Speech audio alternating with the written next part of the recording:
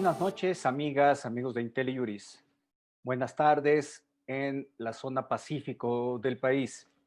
Hoy estamos de manteles largos. Tenemos como invitado a un crack del derecho penal fiscal, don Ambrosio Michel. Buenas noches, Ambrosio, bienvenido. Buenas noches, Luis Manuel. Buenas noches a todos. Muchas gracias por la invitación.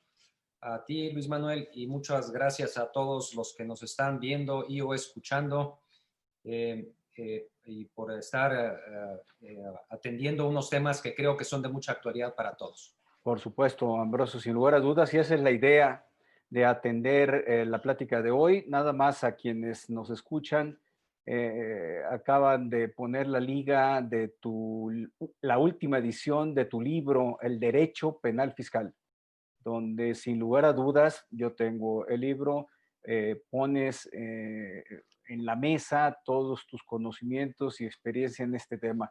Es un libro muy útil, cómprenlo por favor, verán que no tiene desperdicio. Pues muy bien, Ambrosio, entremos en materia. El Código Fiscal de la Federación contiene un tipo penal que hoy está, bueno, durante muchos años, bajo el tema de que tan conocido que se ha vuelto un cliché, no te metas con las retenciones de impuestos porque te puede ir muy mal. Ahora, en esta situación de restricción económica, de crisis que están afrontando las empresas, el tema de la retención, pues es el pan de cada día. De manera reiterada, tú lo sabes, los contribuyentes, clientes, empresas vienen y preguntan, oye, es que no tengo para pagar las retenciones, en particular sobre la nómina. ¿Qué hago? ¿Cómo le hago? Y eso con independencia de la problemática que se presenta en sellos digitales, con la restricción temporal y la cancelación de los mismos. Pero todo ese problema de la cancelación de sellos digitales, que es de suyo gigantesco, pues toma una dimensión distinta cuando estamos hablando eh, del tipo penal del artículo 109 del Código Fiscal, que tú te lo sabes de memoria, pero si nos permites a quienes no somos expertos leerlo con calma, pues puede sernos de utilidad.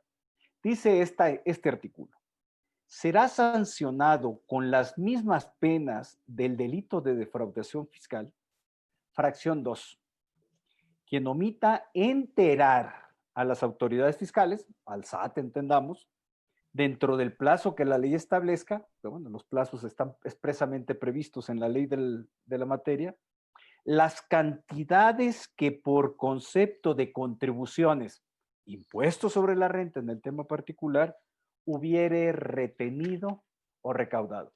Pero además, y con esto ya te dejo hablar, Ambrosio, el artículo 108, en su párrafo 7, inciso E, establece la calificación del delito de defraudación fiscal y su equiparable como es este.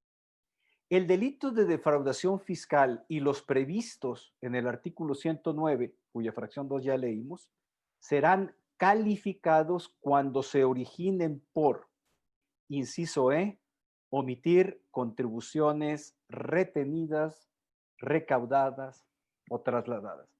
Más claro, el Código Fiscal de la Federación no puede ser, Ambrosio. Pero bueno, esto es claro a la lectura de la disposición legal.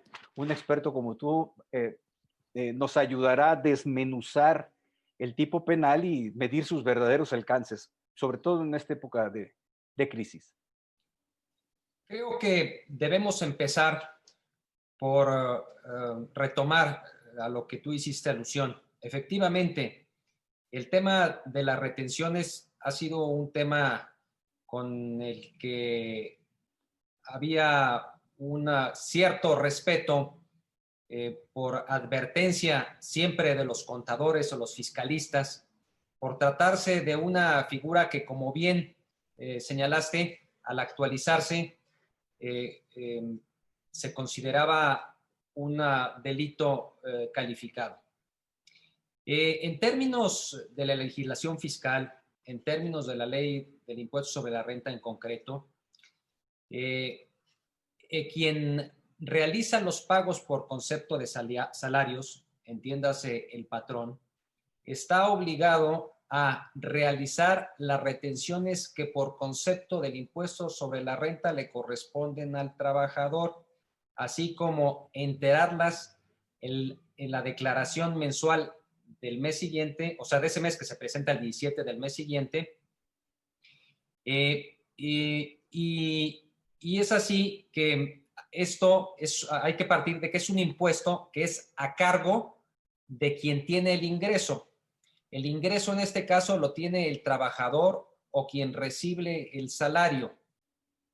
Él es el causante directo. Sin embargo, ante la imposibilidad de la autoridad fiscal de supervisar y recaudar el impuesto ante los millones de asalariados contribuyentes que hay en el país, es que desde un principio se trasladó la obligación de realizar este entero de esta contribución al patrón. Es más fácil fiscalizar al patrón que tiene muchos, puede tener miles de trabajadores, fiscalizarlo a él, revisar las retenciones que hubiera hecho por concepto de este pago que le correspondería originalmente al trabajador, y posteriormente en la declaración de ese mes que se presenta al día 17 del mes siguiente, hacer el entero correspondiente.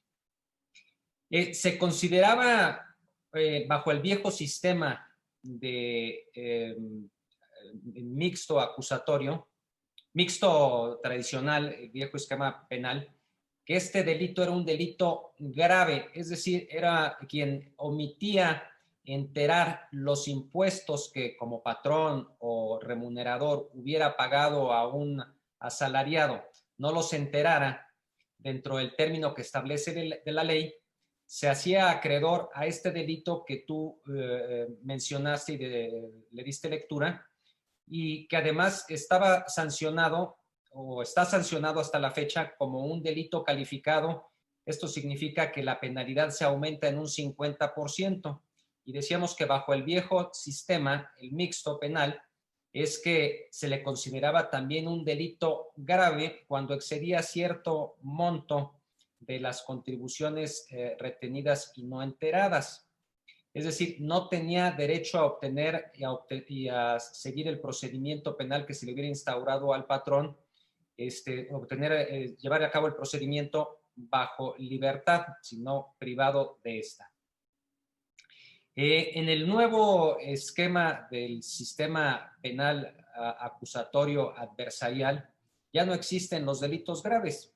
Sin embargo, sí existen los delitos de prisión preventiva oficiosa, y con esta nueva reforma que se entró en vigor en este año de 2020, pues ya no solamente los delitos a los que hacemos referencia en este momento tienen prisión preventiva oficiosa en términos del Código Nacional de Procedimientos Penales, sino también la gran mayoría de las figuras previstas como defraudación y defraudación fiscal equiparable, pero eso será materia de otra plática. Sin embargo, vámonos al tema en concreto. Aquel patrón que realiza el pago de este tipo de contribución por el trabajo o como contraprestación del trabajo que llevó a cabo su trabajador, debía cumplir con su obligación, pero también es cierto que esa forma, ese mecanismo de llevar a cabo esta retención en muchas ocasiones se llevaba a cabo de una manera virtual. Se preguntarán los quienes nos están escuchando y o viendo, ¿qué significa llevar a cabo una retención virtual? El delito es retener el impuesto sobre la renta por concepto de salarios o asimilados a estos y no enterarlos a la autoridad fiscal.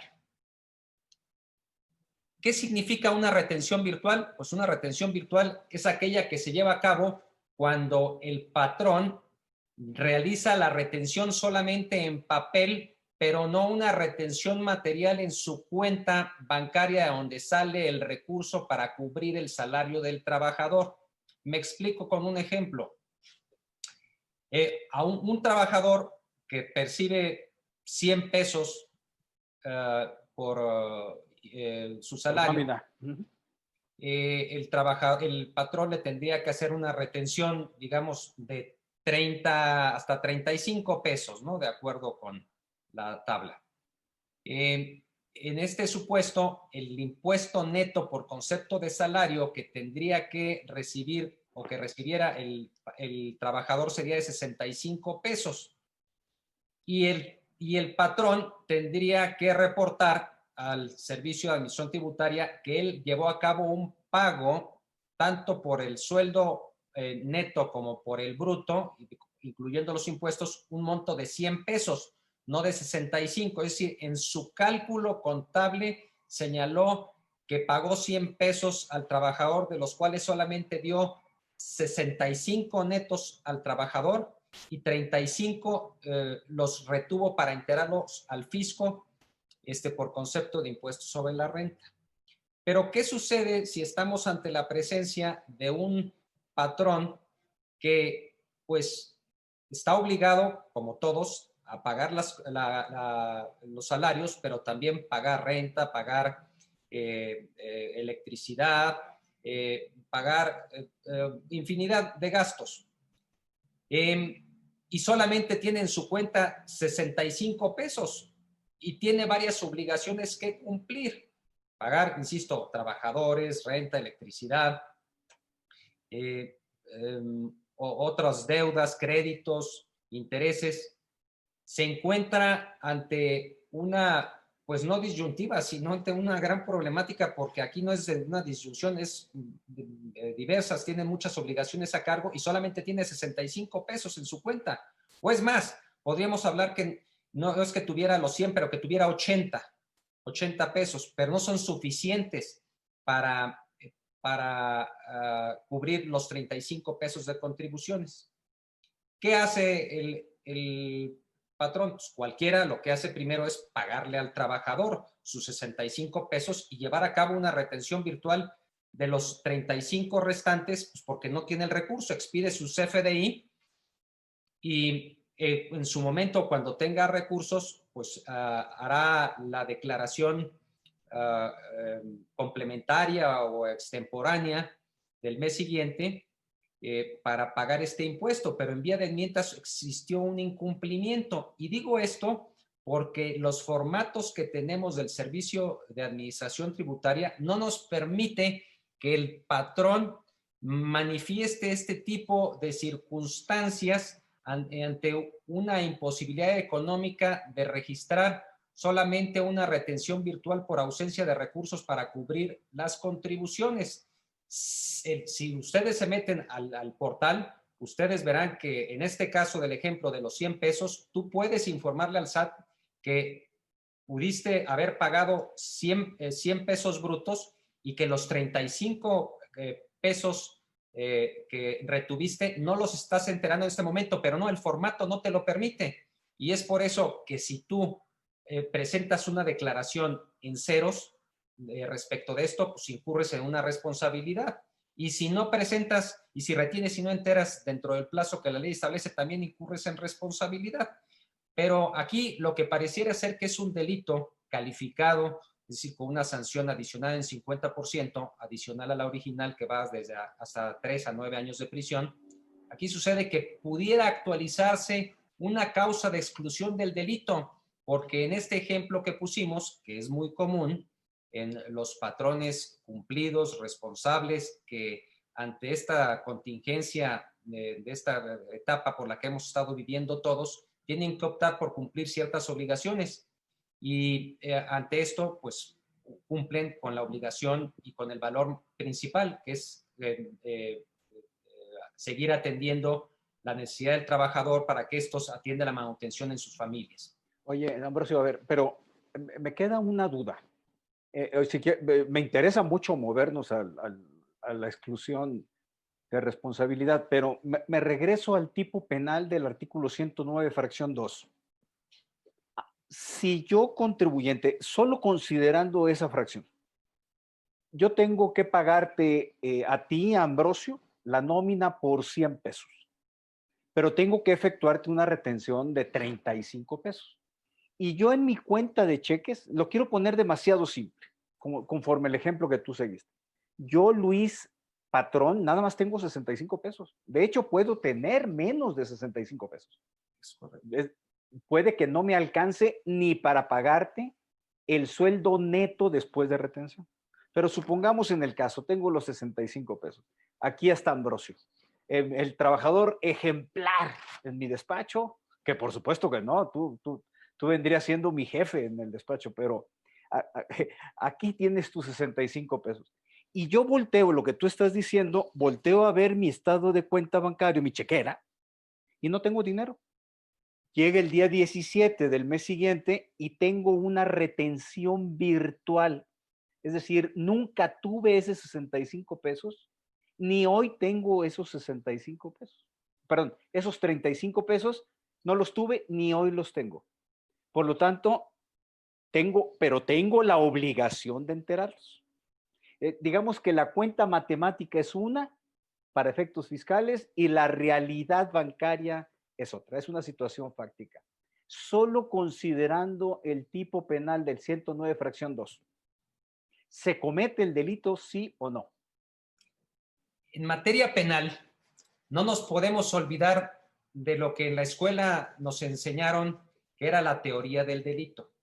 Delito es la conducta típica, antijurídica y culpable. A ver, explícame. En este caso, la conducta consiste en en retener y no enterar. Es un acto positivo, retener, y a su vez omisivo de no enterar. Correcto. Típica significa que esté prevista en un tipo penal, en este caso, la frase que acabas de describir es lo que se denomina tipo, lo que describe el delito se denomina tipo, y cuando la conducta se encuadra o coincide con el tipo o delito, existe lo que se denomina tipicidad. Es decir, ya tenemos dos elementos del delito. Hay conducta, la acción y omisión, y hay tipicidad porque se adecúa a la conducta que llevaste a cabo con lo que está sancionando la norma. Sin embargo, también para que se considere la conducta como tal, debe haber antijuridicidad y debe haber culpabilidad. Respecto de la antijuridicidad, lo que debemos acreditar es la afectación al bien jurídico tutelado. La afectación al bien jurídico tutelado es el pago de la contribución. Y en este caso, debemos que tener en cuenta que en esta primera instancia de lo que es el aspecto de la antijuridicidad, la afectación o lesión al bien jurídico, pues el bien jurídico está ausente. Y van a decir ustedes, ¿cómo que va a estar ausente la contribución? Sí, tan está ausente la contribución que al tratarse de una retención virtual, esos 35 pesos del ejemplo no existen. No existieron, y si no existieron, no hubo contribución retenida. Entonces estamos en lo que en doctrina se denomina como delito imposible. El delito imposible se configura o se actualiza, entre otros casos, cuando el bien jurídico está ausente, como en este caso. Y por lo mismo, pues la conducta no puede ser considerada como delito.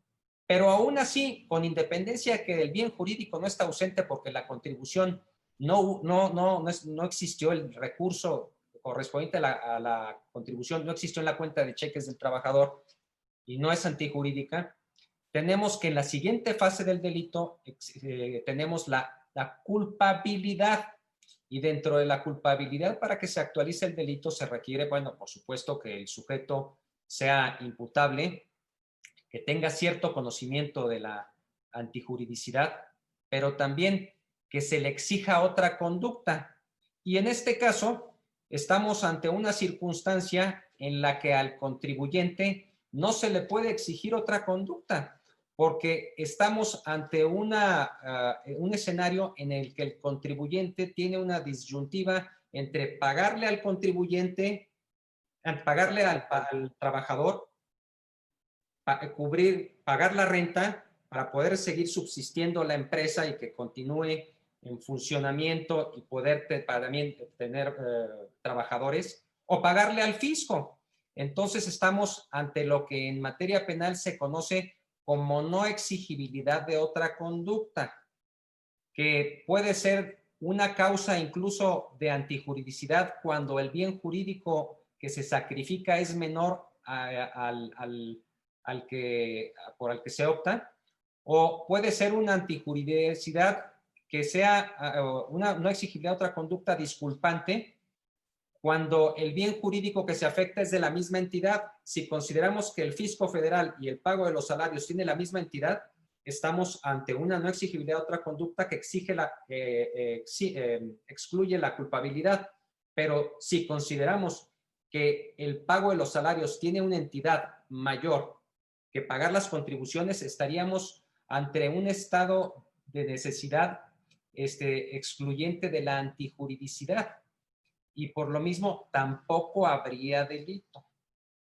Oye, Entonces, Ambrosio, ¿por qué no nos ayudas con los ejemplos clásicos? El otro día me dijiste dos de ellos y me recordé mis clases con don Samuel Alba en la Libre de Derecho, que era mucho de ejemplos.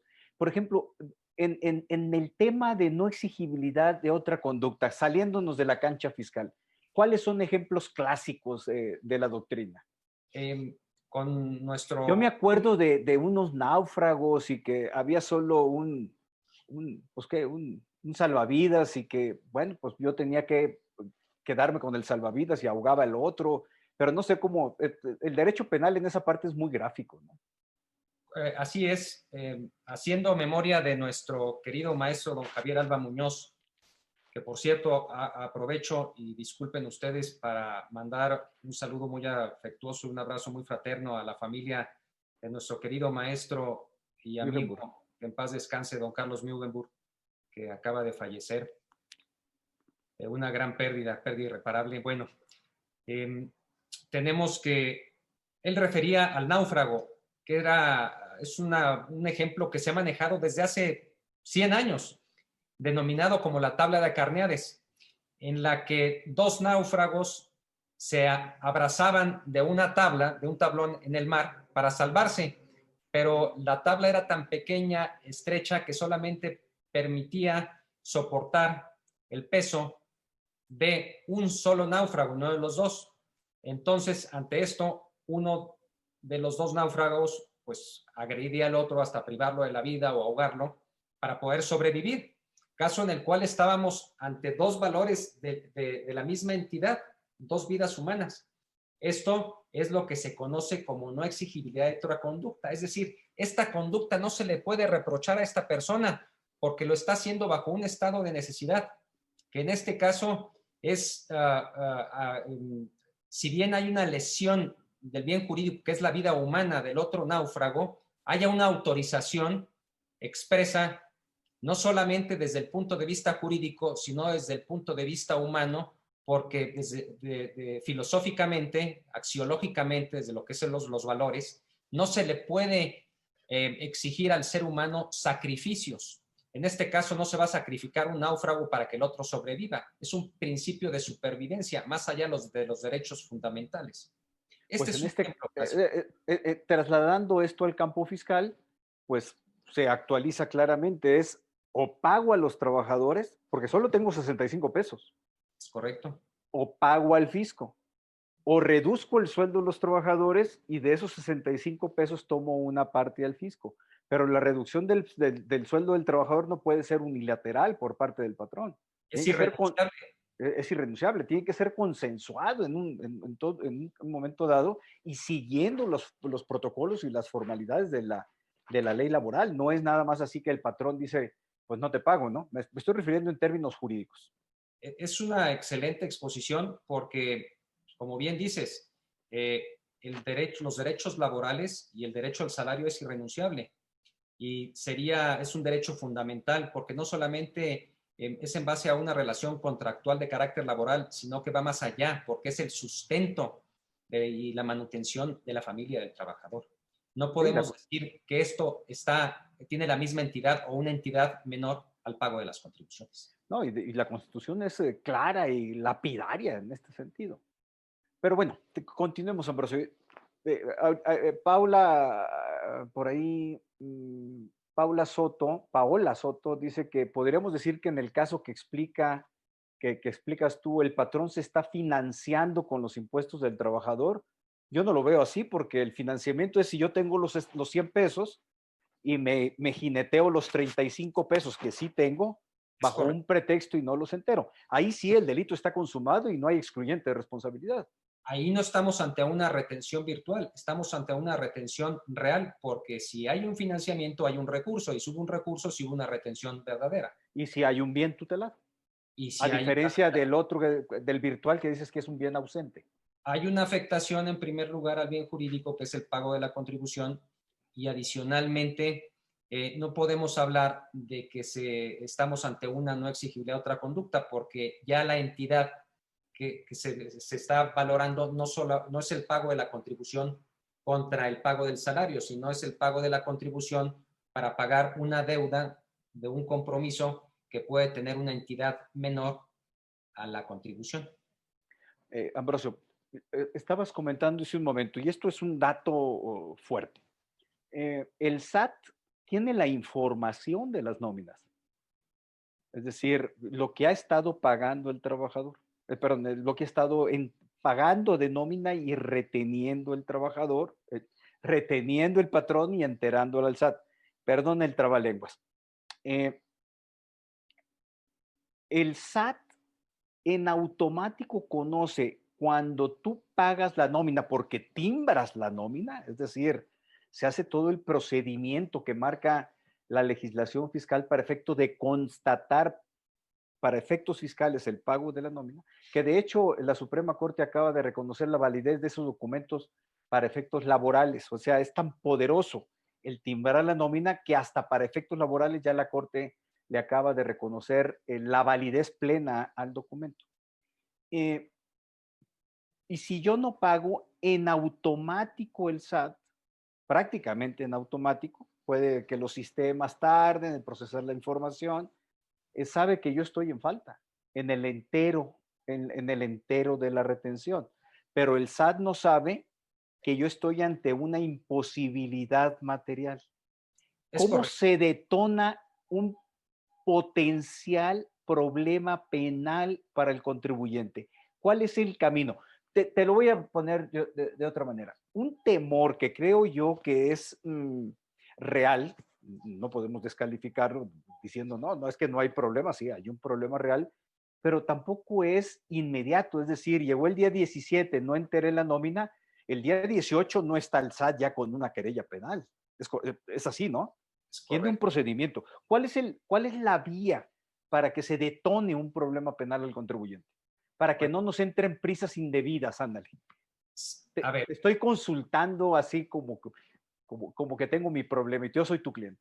dijimos que el delito o el tipo tiene dos partes: retener la contribución, que debe ser una retención real, y por el otro lado, no enterarla en el plazo que establece la ley. El plazo que establece la ley es al día 17 del mes siguiente en que se hace el pago del trabajador. Hay que dividirlo. Hay que primero diferenciar, ubicar, determinar si se llevó a cabo la retención o no. Si es virtual o simple y sencillamente si no se hizo la retención, porque formalmente la retención, aún de manera virtual, se hace en el momento en que se expide el CFDI Correcto. y se hace del conocimiento del SAT para que se cumpla con la obligación el día 17 del mes siguiente. Pero si el patrón no hace la retención, solamente le paga al trabajador, no hace la retención y por lo mismo no expide el CFDI, ni el SAT se enteró de que hizo la retención, ni que llevó a cabo el pago. Entonces, aquí me dirán los compañeros que nos están escuchando, bueno, y si no hizo la retención, pues es delito, pues será otro delito, pero no será el delito de retener y no enterar. Si el patrón no hace la retención, ni siquiera de carácter virtual, no se va a actualizar el tipo. O sea, en materia penal existe el principio de legalidad y de exacta aplicación de la ley. De tal forma que si el patrón no hace la retención, nunca se actualizará el delito.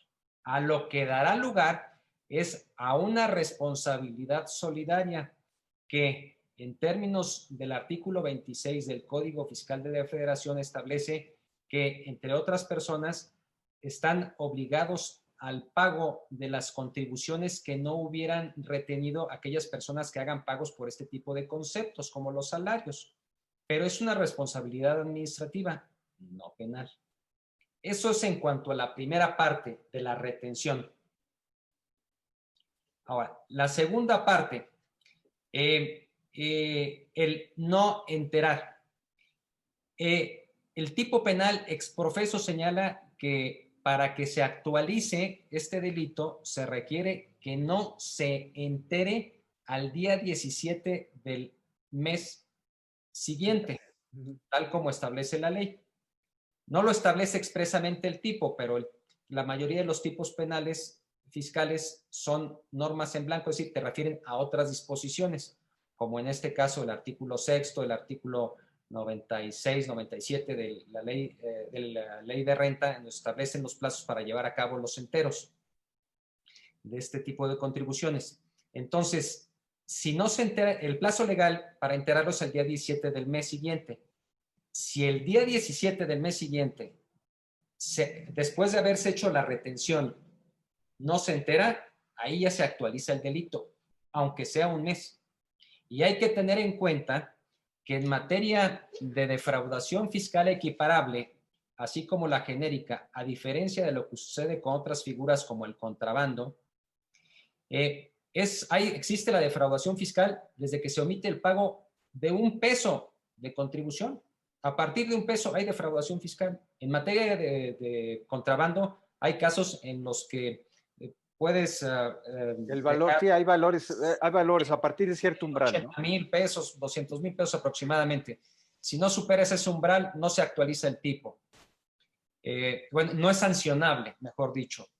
Se actualiza, pero existe una excusa absolutoria para quien se ubica en este caso. Pero en tratándose de defraudación fiscal, basta con que no se pague $1 para que haya una lesión al bien jurídico, lo cual se me hace un exceso, una aberración de lo cual no se ha ocupado el legislador. Espero que en el futuro lo haga.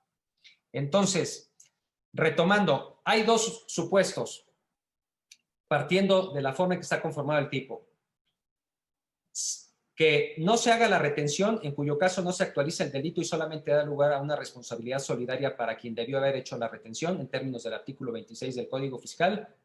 Y el segundo supuesto es aquel que, habiendo hecho la retención incluso de manera virtual, no haga el entero al día 17 del mes siguiente, en cuyo caso se actualizaría, se encuadraría la conducta en el tipo penal del 109, fracción segunda, consistente en retener y no enterar el impuesto sobre la renta dentro del plazo legal.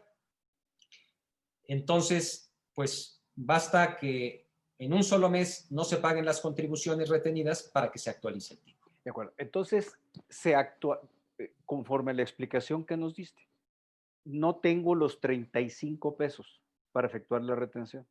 Aquí hay 2, 3 comentarios, no sé si los he alcanzado a ver en los mensajes, en donde muestran sorpresa, decir, caray, ¿cómo que no hay una excluyente de responsabilidad?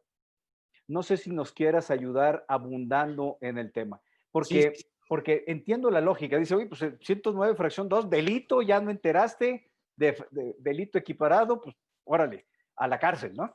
Hay que distinguir entre el aspecto formal del delito y el aspecto real. Por eso hace un momento decía que para que se actualice el delito, la conducta debe haber una conducta, una acción o una omisión, como en este caso, que debe ser típica, que se debe encuadrar en la descripción que tú leíste, pero que también debe ser antijurídica por lesionar un bien jurídico y también debe ser culpable. Ahora, a lo que me refería hace un momento es en cuanto al encuadramiento y a la tipicidad de la conducta. Como dice el viejo dicho, para que haya caldo de gallina se requiere la gallina. Aquí, para que haya delito de retenidos no enterados, se requiere que haya retención. Si no hay retención, pues no puede haber omisión de los retenidos de omisión de dicha retención por estar ausente el bien jurídico. También dijimos que si el recurso con el que cuenta el patrón, en el ejemplo de los 100 pesos, es solo de 65 pesos, al estar ausente el bien jurídico, esos 35 pesos del impuesto, pues tampoco habría una retención, sería una retención virtual y estaría ausente el bien jurídico. Y al estar ausente el bien jurídico, pues no habría antijuridicidad, no habría lesión, pero adicionalmente no habría exigibilidad de otra conducta porque está de por medio o pagar la contribución o pagarle al trabajador. Pero adicionalmente tenemos que la conducta solamente va a ser punible cuando haya, insisto, se retenga un recurso con el que cuente el patrón y que que estando dentro de su patrimonio, dentro de su peculio, dentro de su cuenta y a su alcance, no haya sido enterado en el plazo legal, es decir, al día 17 del mes siguiente. Es el único caso en el que opera la actualización del tipo de defraudación fiscal equiparable consistente en retener y no enterar el impuesto sobre la renta de los trabajadores. Es que fíjate, seguramente tú lo sabes. Nada más siguiendo tu línea de pensamiento. ¿Cómo se está dando en ciertas situaciones? Y se han buscado distintos esquemas. ¿Cómo se está dando en ciertas situaciones las consultas que se hacen? Llega el contribuyente, la empresa, y dice, oye, fíjate que no he enterado retenciones porque no tengo. Si nos vamos lisa y llanamente a decir, híjole, pues a ver cómo le haces, porque hay un delito, pues menudo problema que le dejamos. Oye, y vale más que te apures a conseguir, porque además es delito calificado, ¿no? Yo creo que la construcción que estás haciendo es una construcción técnica sustentada ante una situación real crítica en extremo, que no tiene una solución. Si no, tenemos que llegar a la conclusión de que, pues, bonito penalista, porque no me estás dando alternativas, ¿no? Los formatos del Servicio de Administración Tributaria no nos dejan opción para informarle a la autoridad que en casos como este solamente se cuenta con el recurso indispensable para cubrir el salario, más no con el impuesto que grava el ingreso del trabajador por dicho salario. En consecuencia, lo recomendable, sin hacer apología del delito, porque no habría delito, por supuesto, sino una responsabilidad administrativa que daría lugar al fincamiento de un crédito fiscal y al cobro coactivo por parte de la autoridad, es que en esos casos no se haga la retención. Oye, Ambrosio, hay un buen de preguntas. Leeré dos o tres, si no te importa interrumpir la exposición, porque también aquí la dinámica es la importante, porque aquí están los casos reales, ¿no? Mira, por ejemplo, Rubén Vera nos pregunta, en tu opinión, visto con la técnica penal, procesal penal, ¿cómo se demostraría la falta de capacidad económica para retener materialmente? ¿Solo por la falta de flujo de efectivo? ¿Tiene que ser un poco más elaborada la prueba o periciales? ¿Tú cómo construirías el tema probatorio? El argumentativo ya lo tenemos. Efectivamente, el respaldo probatorio sería la información de carácter bancario con una pericial contable y un cálculo, una hoja de cálculo que determine en base al cruce de los pagos de los salarios, los estados de cuenta, que pues no, era imposible llevar a cabo un pago de una retención que se hubiera o que no se hubiera hecho, suponiendo el caso. Luis Javier Flores Gasca de Guadalajara, contador público, para que la empresa tenga la causa de antijuridicidad, ¿no debería emitir el CFDI sin la retención e informar al trabajador que por imposibilidad material, falta de flujo de efectivo, no efectuó la retención? Va en la línea de lo que tú comentaste, ¿no? Es que el sistema no nos lo permite. Hasta donde yo sé, y nuestros compañeros contadores, como quien amablemente hace la pregunta, no estamos en condiciones de dar un aviso al Servicio de Administración Tributaria para señalar que hice un pago de un salario, pero que no hice la retención. Lo podrás presentar a través de un formato libre para efectos informativos, pero el formato al que estás obligado a entregar, a expedir, como tú dices, a timbrar, pues no te permite esa opción. Eduardo López Lozano, ¿cuál sería el fundamento para señalar que no retener es delito? ¿Dónde está el tipo? Es el 109, fracción 2, ¿no? El 109, fracción segunda, señala que, como bien decías, que se aplicarán las mismas penas de delito de defraudación fiscal a quien, fracción segunda, omita enterar dentro del plazo que establece la ley las contribuciones retenidas o recaudadas, en este caso retenida. Entonces, decíamos también hace un momento que en materia penal existe el principio de legalidad, nula pena sin el eje. ¿Eso qué significa? Que si no existe una norma exactamente aplicable al caso, la conducta no es punible. Esto significa a su vez que debe haber un encuadramiento perfecto entre la conducta y lo que la norma describe como acreedor de pena. Y lo que la norma establece como acreedor de pena es retener y no enterar. Si yo dejo de retener, automáticamente excluyo este encuadramiento de mi conducta al tipo y por lo mismo no es punible, al menos en términos de la fracción segunda del 109. De acuerdo. Fíjate que aquí mi tocayo, el contador Luis Javier Flores Gasca, nos la complica un poquito más. Dice, bueno, pues para efectos penales está bien, entiendo la explicación, pero aunque al no retener se perdería la deducción de la nómina. Bueno, pero eso Definitivamente. lo analizamos yo creo que vamos a invitar a Luis, a mi tocayo, a que nos dé una plática contable fiscal sobre el problema de la nómina en el tema de la retención. Estaría interesante. Pero bueno, Ambrosio, ahorita en lo que de veras que está larga la lista de preguntas y comentarios, pero ya se nos fueron 42 minutos, caray. Rapidito, Ambrosio, pero en el tema se ha pervertido demasiado ya también en las retenciones. Y me quiero mover a la simulación que hay con los asimilados a salario. Y ahí sí como que se rompe o se ha roto la estructuración de que el patrón es el que responde, en este caso, el pagador del asimilado a salarios. ¿Cómo está la situación de hecho y cómo se está desenvolviendo el tema penal en esta materia?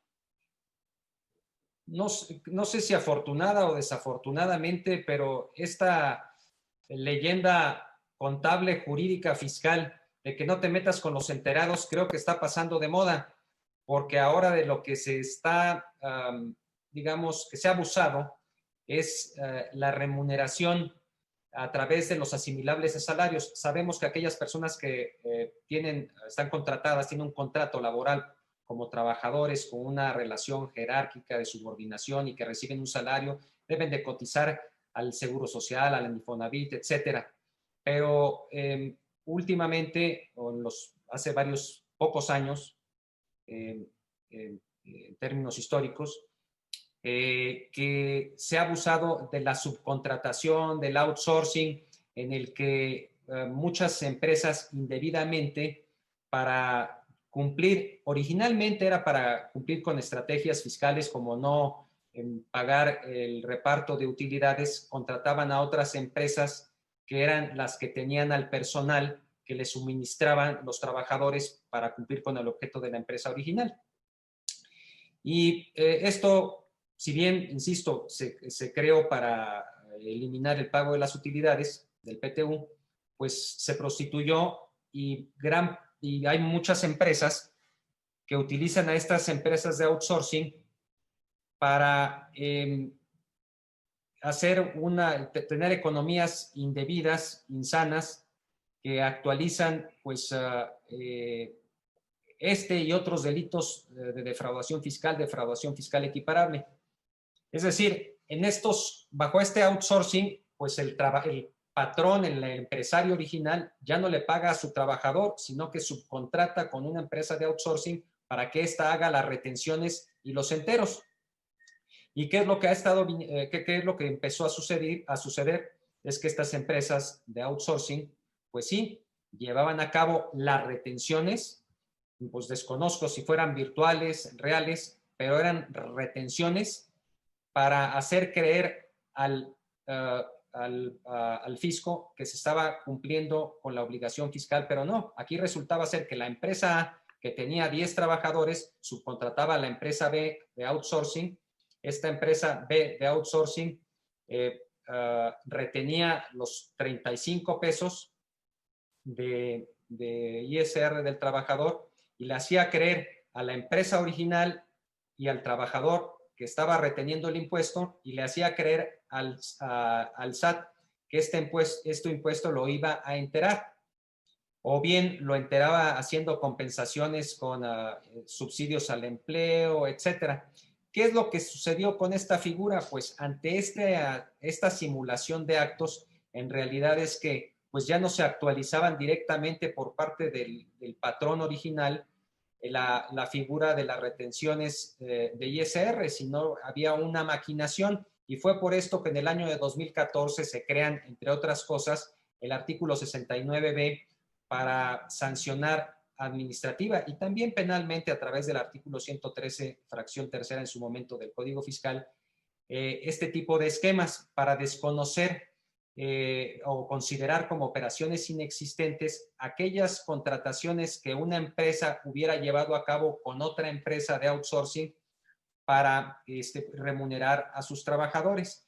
Y es así que ahora, bajo estos nuevos esquemas de outsourcing, en realidad ya no se persigue las retenciones y los no enteros de ISR de los trabajadores, sino que lo que se sanciona en términos de este artículo 69B, que se incorporó a partir de 2014, son simulaciones y engaños, porque en realidad lo que sucede es que la empresa original A con la empresa B, que es la de outsourcing, se ponen de acuerdo para evadir al fisco y retribuir al trabajador en algunas ocasiones con condiciones sociales más desfavorables. Oye, Ambrosio, no, pues lo que estás hablando es de una simulación de asimilados a salarios. Así es. Y No es que no hay ni salario ni asimilado a salario. Es un desvío de recursos fiscales simulando una operación inexistente.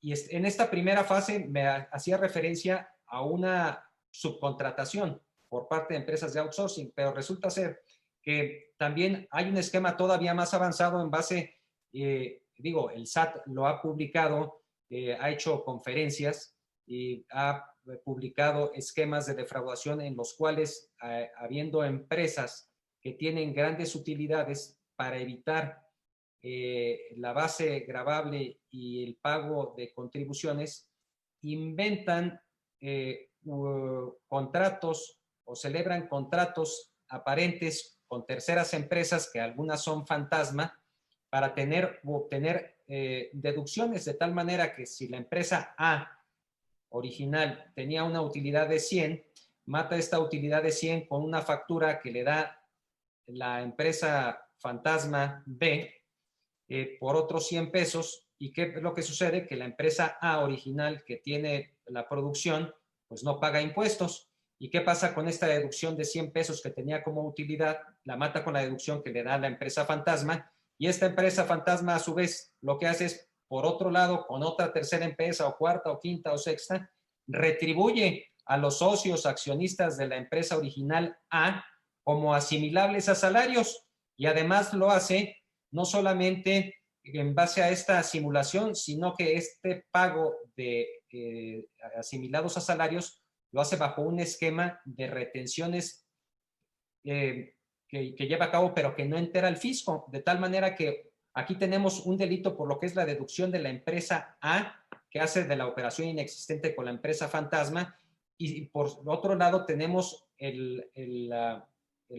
otro delito de defraudación consistente en la simulación o el engaño, en el que la empresa fantasma hace creer al fisco que los accionistas originarios de la empresa A son empleados de esta tercera, cuarta empresa, cuando en realidad no son empleados, sino solamente es un esquema para sacar el recurso proveniente de sus utilidades, y respecto del cual ni siquiera enteran el impuesto que virtual o realmente les retienen corresponde. las empresas fantasma. Sí, y el SAT ha sido muy enfático en que estos esquemas los perseguirá o los está fiscalizando con determinación. Oye, Ambrosio, nos quedan 10 minutos y aquí entre los comentarios de tipo legal, que son abundantes, pero también los contadores públicos nos están arrinconando con preguntas y por qué no me dejas plantearte dos de ellas que para ti son de respuesta fácil. Primero, si el día 17 no entero, el día 18 del mes siguiente ya se actualiza el tipo penal del 109 fracción 2. Es correcto. Pero yo espontáneamente, el SAT nunca me requiere, espontáneamente pago esa retención y las que correspondan un mes después, 3 semanas después. ¿Se consumó el delito de defraudación fiscal? ¿Qué pasa con ese pago espontáneo? Es una excelente pregunta. Primero, en este caso, sí se consuma el delito. Lo que sucede, es decir, en este caso consistente en que en el tiempo en el que se debió haber pagado la retención no se enteró, pero espontáneamente el contribuyente patrón lo paga. Si hay delito, si hay consumación, al día 17, si el día 17 del mes siguiente no se paga, se actualiza en ese momento el delito. Pero, ¿qué es lo que sucede? En este caso, si no hay ningún requerimiento de autoridad, si no hay ninguna invitación, si no hay ningún inicio o notificación de facultades de comprobación para verificar el cumplimiento de las obligaciones fiscales del contribuyente y de manera espontánea, sin existir ningún de este tipo de requerimientos, lo paga al fisco, aunque sea extemporáneamente, el fisco, la Secretaría de Hacienda estará impedida en términos del artículo 108 y 109 en sus últimos párrafos para presentar una querella por defraudación fiscal y o sus equiparables. Es decir, el delito sí se consuma, pero no se puede perseguir. Y respecto de esto, se puede considerar hasta cierto punto como una excusa absolutoria.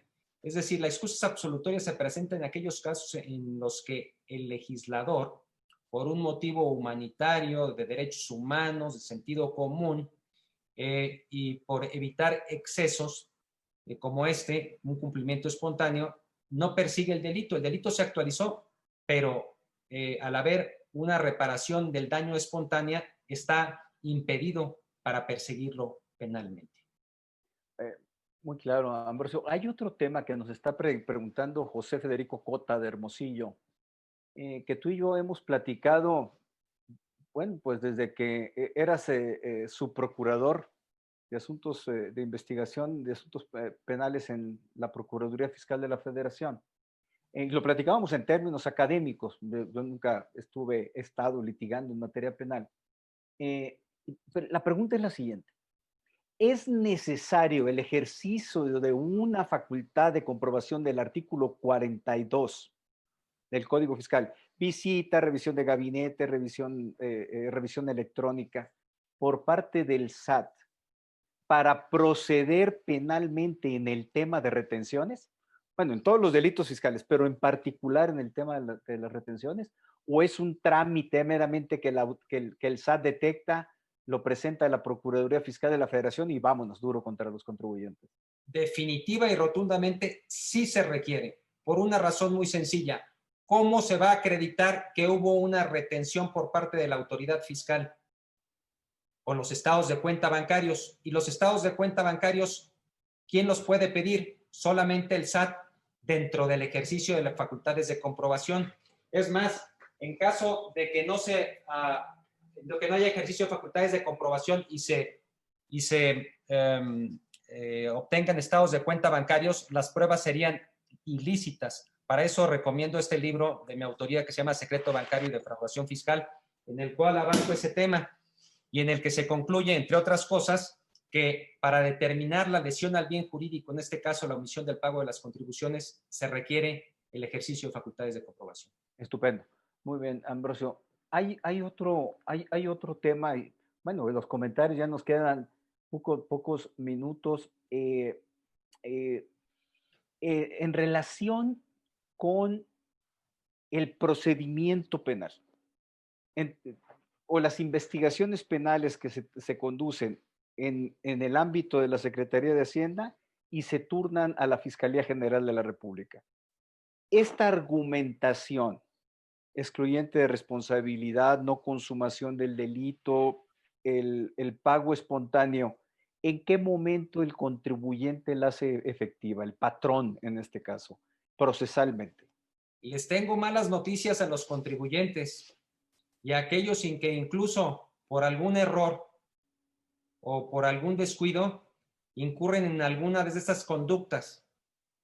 Si bien en nuestro sistema jurídico mexicano y de acuerdo con lo que ha establecido la Corte desde hace muchos años, impera el principio de presunción de inocencia plasmado desde el 2008 expresamente en nuestra Constitución, en realidad ese principio de presunción de inocencia no opera a favor del contribuyente en estos casos, porque de acuerdo con el nuevo sistema penal acusatorio, para que se dicte un auto de vinculación a proceso, no es necesario acreditar la antijuridicidad y la culpabilidad.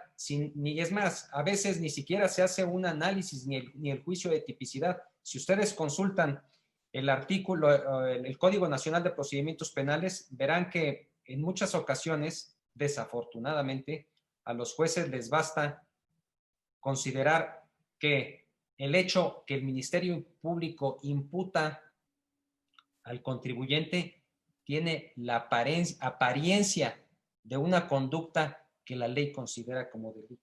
Pero es que se requiere nada más un dato de prueba, ¿no? Un dato de prueba que no es una prueba. Es más, para efecto del dictado de una sentencia, dice exprofeso el Código Nacional de Procedimientos Penales que los antecedentes que consten en la carpeta de investigación del Ministerio Público, así como todos aquellos datos de prueba vertidos durante la primera fase de la primera etapa, entiéndase la audiencia inicial para dictar el auto de vinculación al proceso, ni siquiera se toman en cuenta. Es decir, primero te vinculan a proceso y después aportan las pruebas. Acredítame lo que quieras. Y así está concebido el nuevo sistema penal acusatorio, con el debido respeto que se merecen todas las personas que defienden este nuevo sistema, que a mí se me hace que insisto, por más que queramos aparentar que no se requieren, que es más laxo que el anterior, pues definitivamente sí es más laxo y se requiere de menos requisitos para una vinculación al proceso. Y mientras, en tratándose estos asuntos fiscales con motivo de la reforma del año pasado que entró en vigor en 2020, si estamos en presencia del pago de emisión de contribuciones más que exceden de 8 más de cerca de 8 millones de pesos, pues ni siquiera tienen derecho a la libertad para enfrentar el proceso en libertad. Se trata de delitos en los que no se puede obtener la libertad. Son de prisión preventiva oficiosa. Entonces, mientras, si es por un error, te dictan auto de vinculación, te mandan a la cárcel. Y ahí cuando se ventila el procedimiento, pues ahí les aclaras. Oye, es que el estado de cuenta. No, pues que el estado de cuenta era para la etapa posterior. De acuerdo. Bueno, pero eso ya se nos acabó el tiempo, pero nos quedamos, bueno, me quedé bien colgado con comentarios y preguntas. Pido una disculpa a quienes nos escuchan, pero fíjate nada más el tipo de enredos que empiezan a describirnos aquí en el chat. Varios abogados y contadores están recomendando a sus clientes, personas físicas, que no están sujetas a facultades de comprobación todavía, que soliciten la cancelación del CFDI como asimilado y se realice un contrato de préstamo, un mutuo. Los abogados que la invocan, esta estrategia, este cambio de estatus de asimilado a mutuo, se apoyan mucho en la taxatividad que exige en el derecho penal, que rige el derecho penal. Pero desde un punto de vista técnico, no sería aplicable la prueba indiciaria, presuncional o circunstancial. Es decir, ¿qué tan válida es una maroma de este tipo, no? Pues también les tengo malas noticias a aquellos que andan recomendando este tipo de defensas, porque la Corte ya determinó que en tratándose de asuntos fiscales se requiere que el contribuyente acredite la fecha cierta. En tratándose de estos mutuos se requiere que dichos préstamos hayan sido documentados ante un notario público para que puedan considerarse la fecha de realización al momento en que se protocoliza ante el notario público y no con efectos retroactivos. Por lo mismo, pues creo que esta defensa, pues no es muy conveniente, compañeros. La fecha cierta, ¿no? La famosa fecha cierta. Alberto Romo, le vamos a robar al director de IntelliJuris 2, 3 minutitos, Ambrosio. No, no creo que nos baje el switch ahorita. Alberto Romo, cuando se considera que el SAT conoció de los hechos ilícitos, estamos hablando de la retención, cuando lo cuando lo detecta en el procedimiento fiscalizador o hasta que se emite la resolución final en el procedimiento de fiscalización. La Suprema Corte, en concreto, la primera sala de la Corte ya estableció en la jurisprudencia 361 de 2013, si mal no recuerdo, que en tratados 12 de defraudación fiscal y sus equiparables, el momento en que se considera que la autoridad fiscal, entiéndase el SAT, tiene conocimiento del delito, es cuando se emite el dictamen técnico contable. Este dictamen técnico contable se elabora por parte de los peritos contadores de la Administración General de Auditoría Fiscal después de haberse iniciado facultades de comprobación, entiéndase visita domiciliaria, revisión de gabinete, revisión electrónica, y el SAT haya encontrado alguna irregularidad que no solamente implique el pago de una omisión, sino la actualización de un delito. Ambrosio, te tengo que cerrar aquí, ya me está presionando Marco, a quien tú conoces, de que ya bajemos. Nada más 2, 3 comentarios. Primero te mandan felicitar así Durango, Mazatlán, Hermosillo, Baja California, Villahermosa, bueno, Chetumal, que si ya tienes actualizado tu libro de Derecho Penal Fiscal, ¿por qué no nos comentas de eso? Sí, primero, la 4ª edición del libro de Derecho Penal Fiscal ya salió, ya está a la venta en Porrúa y se puede conseguir en las librerías o pedirlo online a Porrúa o en Amazon. Es ahora de color rojizo, entre rojizo y café.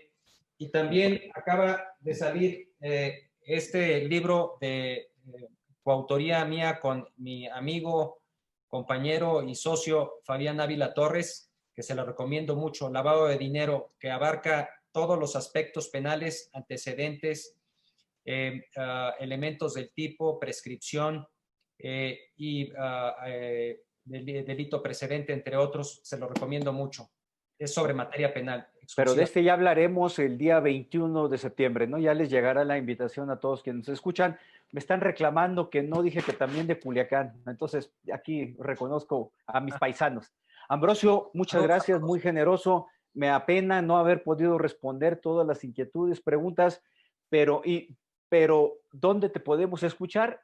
En este lugar, siempre en IntelliJuris. Te tendremos aquí presente, ¿estás de acuerdo? Me tienen a sus órdenes. Qué gusto estar contigo. Aprecio tus invitaciones, me distinguen, eso es un honor. Muchas gracias a todos por su atención y espero que nos acompañen en nuestra próxima charla sobre lavado de dinero. Y buenas noches a todos. Ambrosio, un abrazo a la distancia. Gracias. Hasta luego.